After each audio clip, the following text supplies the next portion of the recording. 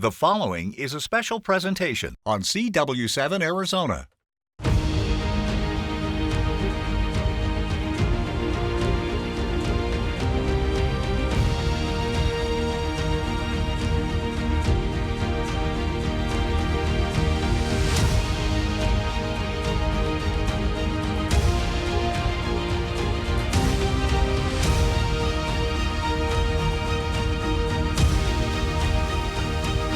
Welcome to Before You Vote. I'm Mike Broomhead. The CW7 special program is here to help you, the voter, understand the 2024 primary election.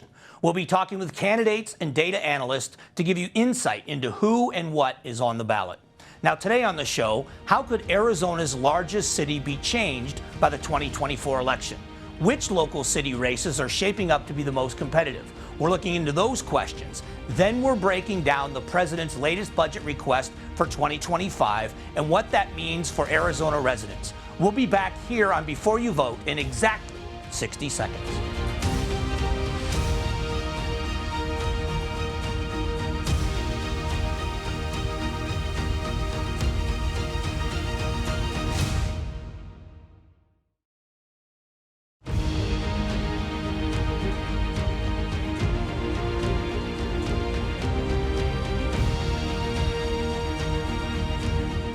Welcome back to Before You Vote. The issues in the city of Phoenix make a big difference in Arizona. It's Arizona's biggest city, fifth largest in the country. Joining us now is Taylor Seeley, the Phoenix City Hall reporter for the Arizona Republic. Thanks for doing this. Thanks for having me. I want to talk a little bit, let's do a little bit of a civics lesson for a moment, because I don't think people realize that the city council is made up of 9 members, but the mayor is not a chief executive.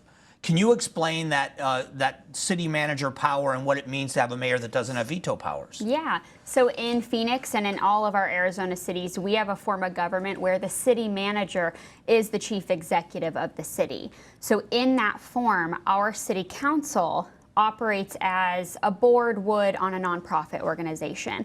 They're going to set the high-level policies. They're going to say, this is the general direction we want our city to head in, and then they're going to give that guidance to the city manager, who would then actually handle the day-to-day operations of carrying those policies out. And in that form of government, the mayor is just one of 8, 9, however many city council members there are. And the difference also is that the mayor is elected kind of as a member at large, correct? She's elected by everybody in the city except an individual district.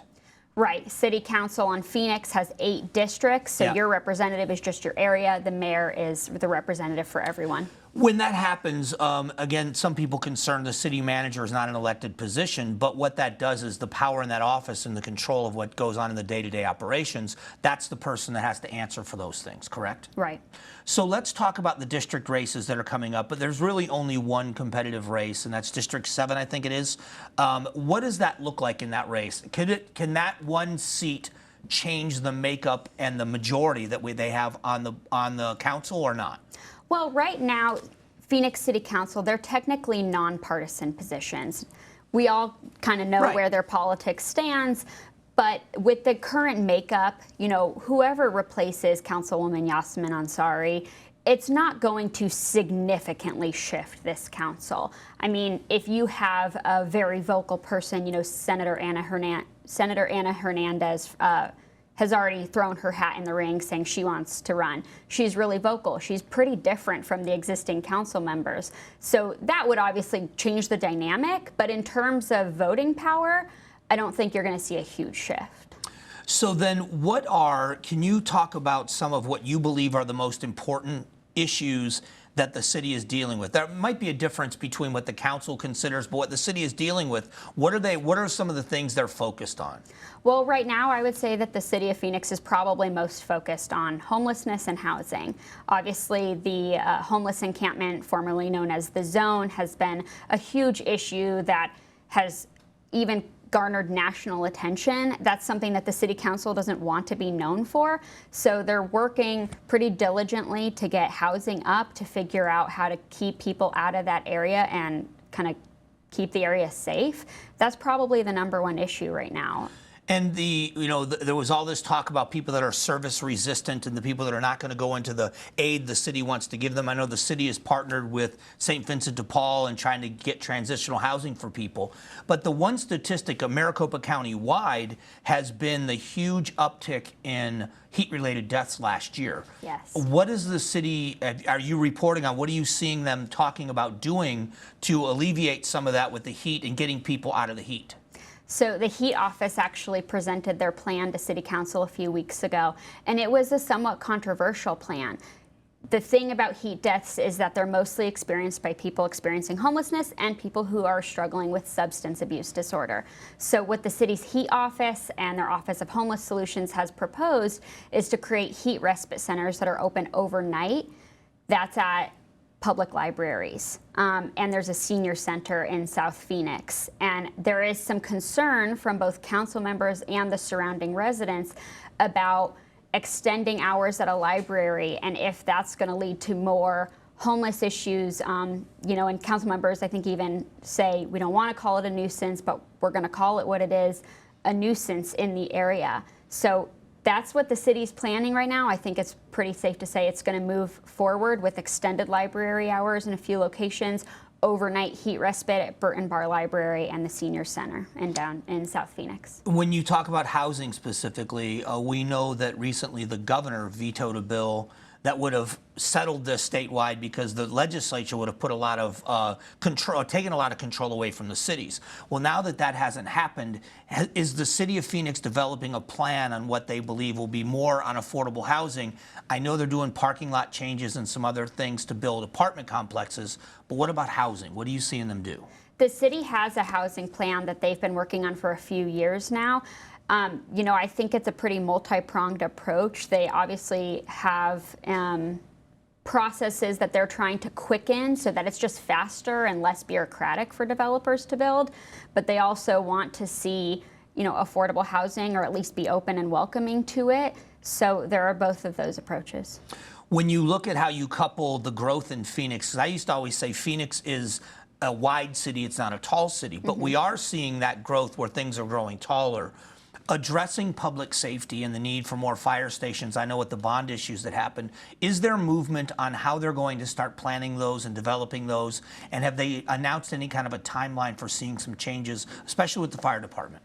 Well, the bond program that voters approved a few months ago was a huge step forward, I think, for public safety in Phoenix. There are going to be several new or renovated police stations and fire stations in some of the parts of the city where we're seeing the most rapid growth, like in the northern and southern parts. So that's huge. I know that there were more stations, more movement that some of the fire and police unions wanted to see out of that bond. And I know what the city would say in response is they plan to go out to voters with another bond request in 5 years and another one 5 years after that. So their priority at this point was, let's fund what we can afford, what we can reasonably accomplish in 5 years, and then we'll go out and get more money to do more later.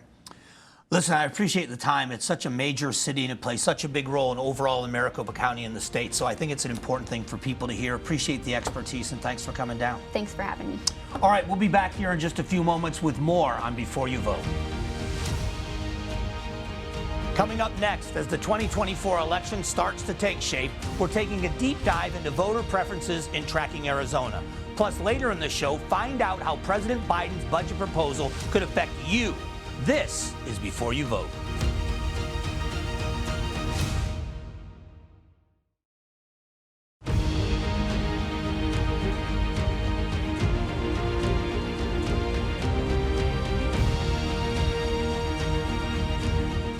Welcome back to Before You Vote. This is our Tracking Arizona segment where we analyze data in the 2024 election cycle. Joining us from Noble Predictive Insights, of course, is Mike Noble. Welcome back, Mike. Thanks for having me back, Mike.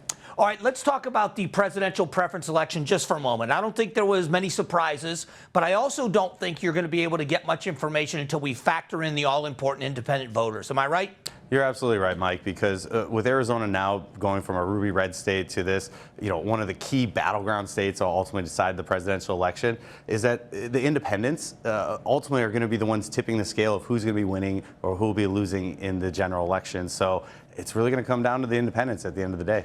Are independent voters less likely to get involved in the personality conflicts between the two candidates and focus more on issues? You know what's interesting is that it used to be a little bit more about issues, but what we're kind of seeing with the electorate, it's becoming a little less about issues and a little bit more about personality, or kind of more of these intangibles that you're seeing compared to kind of more dry policy discussions. And it's interesting is that with this evolution, independents right now, they're kind of left in the lurch with these two parties being so polarized to their left or right extremes. It's tough because they're like, hey, who's going to be talking to me and who's going to help solve my problems? I know that you have new data on what the most important issues are, top 3 issues for the parties and for the independents. How do they break down and why is it important? Great question, Mike. So those issues, it's one of these key indicators because, again, where that issue set is or where voters' priorities are, it matters. And currently, when you look at the overall electorate, the 2 biggest, most driving issues is inflation and immigration. And then followed further on down is education and healthcare. But when you look at, okay, which parties are aligned with what, Democrats are kind of split out between 6 different issues, between abortion, education, healthcare, inflation, et cetera. So they're kind of drawn out over a wide set of issues compared to Republicans and independents. Both have immigration and inflation as hands down one of their most important issues, frankly, out there. So basically, Republicans are aligning very closely with what independents are wanting. And so basically the issue environment is set up, at least right now for the election, to look to be a benefit to Republicans going in this election and less of an advantage towards Democrats. And it also probably says a lot about why the president was here talking about intel in the economy, seeing those numbers as well. Yeah, so not only Biden, so his job approval is actually the best it's been in a while, which is he's only at like -10. He's a little better. But the problem is the electorate too, he needs to get out there and start talking to them about what are these wins, because like the TSMC plant, for example, as part of that Build Back Better plan. So again, what has he accomplished in his time as president? So their team's getting him out there now to Arizona, other places, these key places that he's basically been allergic to prior, to get out there to talk about it, say, hey, this is what I've done, this is what I've did. So he's trying to go out there and show his record and show that he's done some things. As always, Mike, great information. Appreciate you being here. Hey, thanks for having me, Mike. We will be back here in just a moment on Before You Vote. Coming up, how will President Biden's budget proposal affect you? It's everything you need to look out for next, right here on Before You Vote.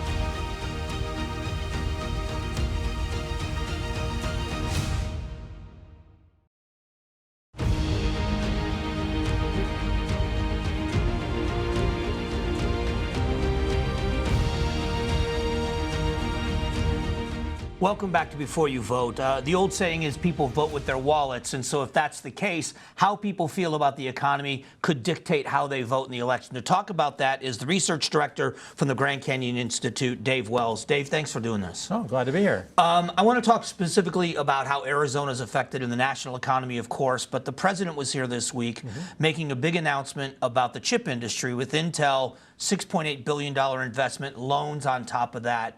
How will that affect, do you believe, the economy of Arizona and, in fact, maybe even the election in Arizona with that big announcement? I think it'd be really positive. I mean, that's one of the sort of the bases of the Arizona economy, because you have the Taiwan semiconductor plant that's being planned for North Phoenix, or is already partly in operation.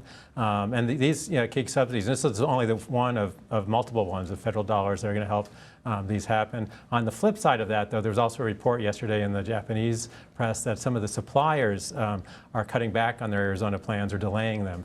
So it's not going to necessarily happen like overnight, and definitely won't happen for the election.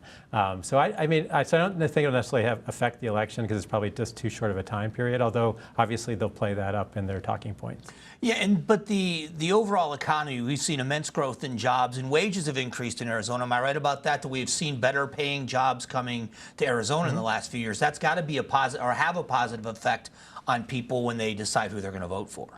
Yeah, it's definitely the semiconductor industry pays pretty well. And the question, of course, is how many people are already living in Arizona who benefit from that versus new people coming into Arizona, who are simply new arrivals. So, but yeah, definitely that's a thing. But a lot of people's wages are, they're not working in that industry. As a consequence, they're struggling with the context of higher prices and higher inflation than they had before.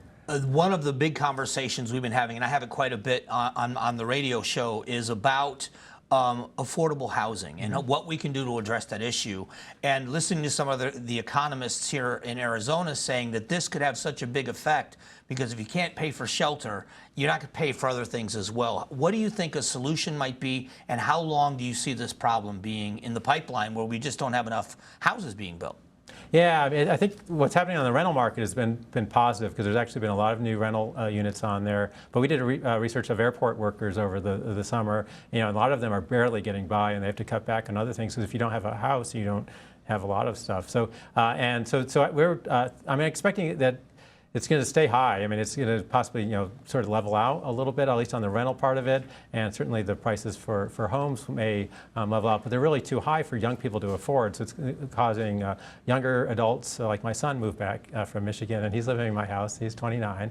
And, that because they can't afford to be the place. And my daughter lives in California, and she lives with her in-laws. And I think that's going to be much more common as a consequence. There was that bipartisan piece of legislation that would have stripped a lot of the regulation out of the cities and towns.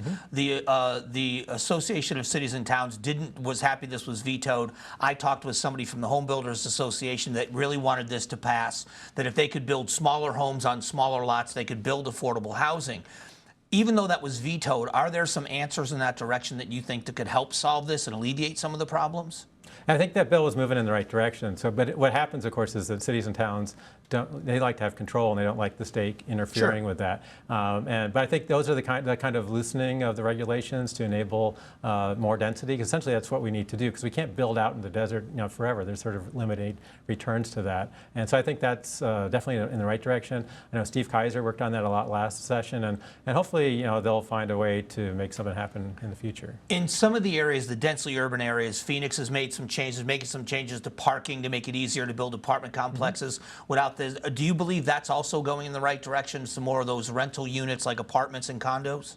Yeah, I think definitely apartments and condos, because our reality is going to be we can't do single-family housing like we did initially. We had a lot of flat valley desert land, but we've used it all up. And we've got to think about smarter ways to use the land because our population is going to continue to grow, and that means a lot more people are going to rent or have condos or things like that. And I think that's more of the future. Have you looked into or done any research on the build-to-rent industry? They're calling this the birthplace of it, where they're actually building single-family homes, but instead of selling those communities, they're building them to rent them. Have you done any research on that impact? No, we haven't done that. So, I mean, what I did look at over this last weekend was there's a story in the Washington Post about people who have mobile homes, which is actually one of the most affordable ways, but they've been disappearing in the valley because of land price increases. And this focused on Yuma, where you have seniors in these areas and who are having their rent lots increase. And hopefully in the next couple of weeks, we'll put something out talking about sort of a flexible kind of rent control that makes sure that owners get a good return on their investment, but also protects people who actually own something but not the property underneath it, which is the case of mobile homeowners. One of the last things I'd like to touch on is the Fed met this week, and they are not going to move interest rates at all. And we were anticipating or hoping for rate reductions over the year. What is that going to do to consumer confidence if the rates are staying the same? And would a drop in the rates signal to the consumers that we are past the high inflationary period, and with that new, good attitude toward it, would that help with the economy and economic growth?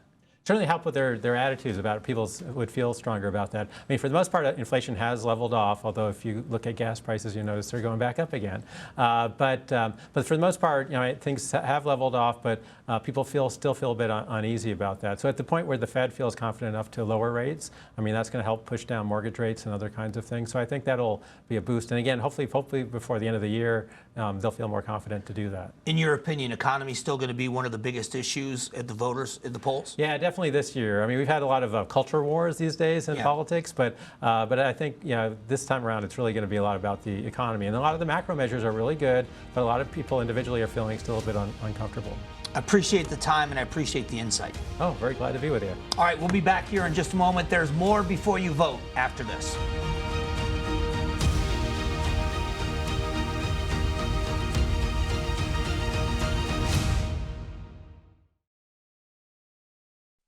Welcome back to Before You Vote. Thank you to Dave Wells, Taylor Seeley, and Mike Noble for being a part of today's show. Remember, if you miss an interview, want to rewatch any of them, head over to aztv.com/vote.